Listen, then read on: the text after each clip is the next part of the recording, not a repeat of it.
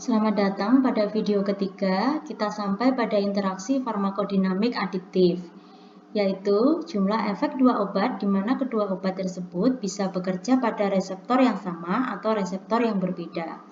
Contoh, sedatif, hipnotik, dan opioid dengan etanol ini menyebabkan efek depresi SSP yang adiktif. Kita masuk pada subtopik kedua, yaitu konsekuensi klinis interaksi obat. Interaksi obat sering dianggap sebagai sumber terjadinya efek samping obat atau adverse drug reaction, yaitu jika metabolisme suatu indeks obat terganggu akibat adanya obat lain atau presipitan dan terjadi peningkatan kadar plasma indeks obat sebagai toksisitas. Selain itu, interaksi obat dapat menurunkan efikasi dari obat. Adverse drug interaction atau ADI merupakan interaksi obat yang tidak dikehendaki. Hal ini mempunyai implikasi klinis jika obat memiliki batas keamanan yang sempit dengan mula kerja atau onset of action obat cepat kurang lebih 24 jam, berdampak serius atau berpotensi fatal mengancam kehidupan. Indeks dan obat presipitasi lazim digunakan dalam praktek klinik secara bersamaan dalam kombinasi.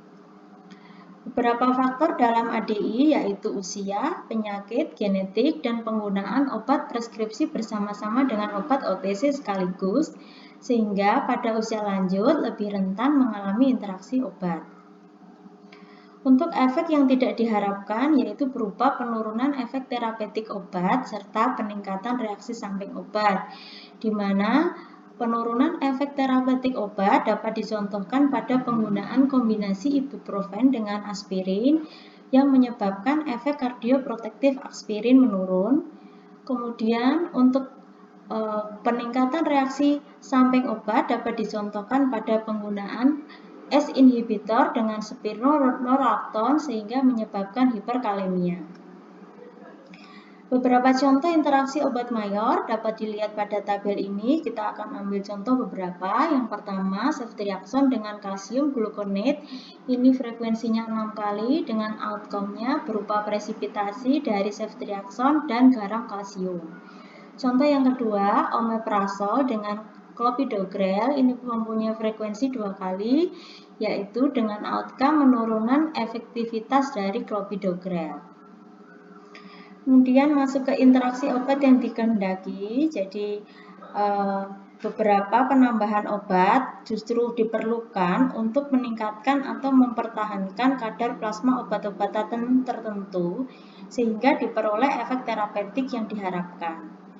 Penambahan obat lain ini diharapkan dapat mengantisipasi atau mengantagonis efek obat yang berlebihan. Penambahan obat lain dalam bentuk kombinasi bisa tetap atau tidak tetap, ini disebut pharmacoenhancement.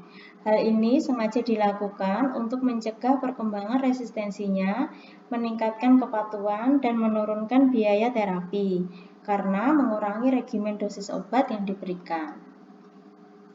Untuk efek yang diharapkan yaitu peningkatan efek terapeutik dan penurunan reaksi simpang obat. Contoh pada peningkatan efek terapeutik yaitu penggunaan kombinasi beta agonis dengan glukokortikoid pada terapi asma. Hal ini akan menyebabkan efek aditif.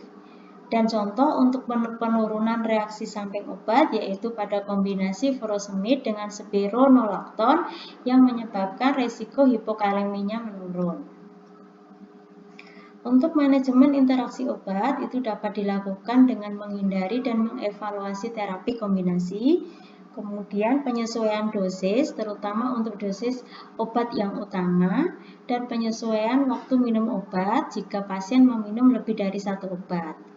Kemudian juga diperlukan edukasi interaksi obat yang mungkin terjadi dan screening identifikasi interaksi yang mungkin terjadi.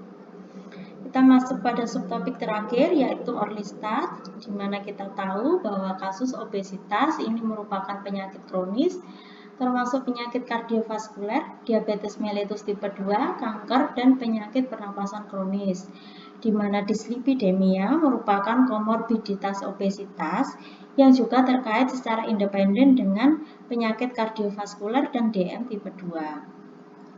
Orlistat atau tetrahydrolipstatin merupakan penghambat lipase gastrointestinal di mana telah di-approve oleh FDA USA dan Eropa untuk obat anti-obesitas. Orlistat juga tidak mempunyai bukti bahwa memiliki efek berbahaya yang besar dan efek sampingnya terutama gastrointestinal telah dijelaskan dengan baik. Untuk keamanan dan tolerabilitas Orlistat ini merupakan obat yang aman, tanpa masalah selain efek samping gastrointestinal dapat berupa kotoran yang berminyak, pewarnaan pada pakaian dalam, dan perut pasien yang kembung. Hal ini dapat diatasi dengan pemilihan pasien yang cermat dan instruksi formal oleh dokter atau ahli diet terdaftar untuk menghindari kelebihan lemak makanan. Orlistat tidak mempunyai interaksi dengan obat antihipertensi, antidiabetik, dan kardiotonik. Kemudian penggunaan Orlistat dosis tunggal ini tidak mempunyai interaksi dengan atenolol, captopril, digoxin, glyburide, lasik, nifedipine, kontrasepsi oral, phenytoin, furosemide, dan warfarin. Orlistat memiliki interaksi positif dengan paravastatin, yaitu dapat meningkatkan sifat antilipidemia. Untuk interaksi obat Orlistat dengan obat antidiabetik ini disebut atau dikategorikan sebagai interaksi menguntungkan, yaitu pada penggunaan kombinasi Orlistat dengan insulin atau antidiabetik oral pada pasien DM tipe 2, di mana untuk antidiabetik oral berupa glibenclamid, glyburide, atau metformin, Orlistat ini tidak mengubah farmakokinetiknya secara signifikan. Tetapi Orlistat mempunyai episode hipoglikemia, yaitu pada penggunaan kombinasi Orlistat dengan sulfonylurea atau metformin, ini menyebabkan peningkatan episode hipoglikemia derajat ringan sampai sedang.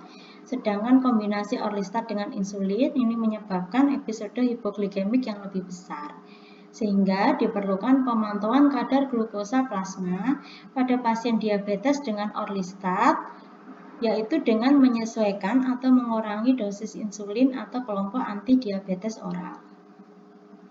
Kemudian interaksi Orlistat dengan obat anti-lipidemik atau obat hipolipidemik, yaitu yang pertama kombinasi Orlistat dengan statin bisa berupa fulvastatin, simvastatin, atau serivastatin. Kombinasi ini memiliki efek tambahan pada konsentrasi LDL kolesterol pasien obesitas dengan hiperkolesterolemia, berupa penurunan BMI, lingkar pinggang, dan berat badan yang signifikan, juga total kolesterol, trigliserid, dan tekanan darah. Sehingga Orlistat dikombinasi dengan statin ini mempunyai efek saling menguatkan sifat antilipidemik. Kemudian kombinasi yang kedua yaitu Orlistat dengan Fibrat, ini terjadi penurunan signifikan kadar plasma total kolesterol, LDL kolesterol, ApoB, dan trigliserid. Tetapi tidak ada perubahan pada HDL kolesterol dan ApoA1. Tidak ada tren peningkatan efek samping pada kelompok kombinasi Orlistat dan Fenofibrat. Berikutnya, kombinasi Orlistat dengan gemfibrozil ini belum dipelajari secara ekstensif, namun kombinasi ini efektif mengurangi kadar trigliserid serum pada pasien dengan kombinasi hiperlipidemi dan hipertrigliseridemi dominan, di mana monoterapinya tidak efektif. Kemudian yang terakhir, kombinasi antara Orlistat dengan ezetimibe ini terjadi penurunan signifikan pada BMI, lingkar pinggang, berat badan, dan LDL kolesterol. Juga terdapat penurunan signifikan pada total kolesterol, trigliserid, ApoB, dan aktivitas dari lipoprotein associated phospholipase A2, di mana kadar HDL, kolesterol, dan ApoA1 tidak berubah. Kemudian untuk penurunan signifikan konsentrasi dari small dense LDL kolesterol dapat diamati pada diameter partikel LDL yang membesar, dan hal ini berkorelasi signifikan dengan penurunan trigliserid. Ini adalah daftar pustaka yang saya dapat.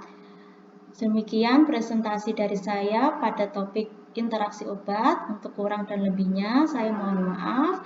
Terima kasih. Wassalamualaikum warahmatullahi wabarakatuh. Sampai jumpa pada video selanjutnya.